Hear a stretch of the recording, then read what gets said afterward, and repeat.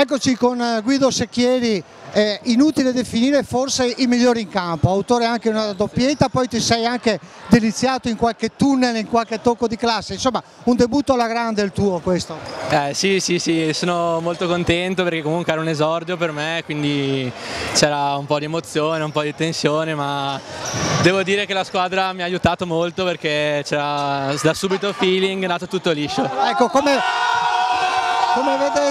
vedete realizzare le interviste qui al Padova Calcio a 5 è un po' difficile, comunque ormai è diventata una tradizione queste scenette alle nostre spalle, però iniziare con una vittoria direi che è il massimo. Sì, il mister ci aveva detto che bisognava vincere a tutti i costi e l'abbiamo rispettato, insomma. Ecco, tu hai anche un trascorso in Serie B, quindi un giocatore di buona esperienza, direi sei venuto qui a Padova per ottenere quale obiettivo?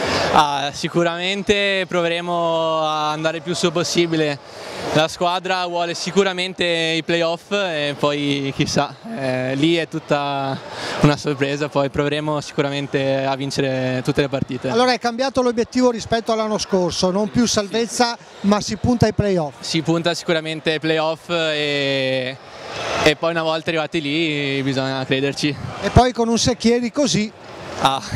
Vediamo se riuscirà a fare ancora meglio, dai.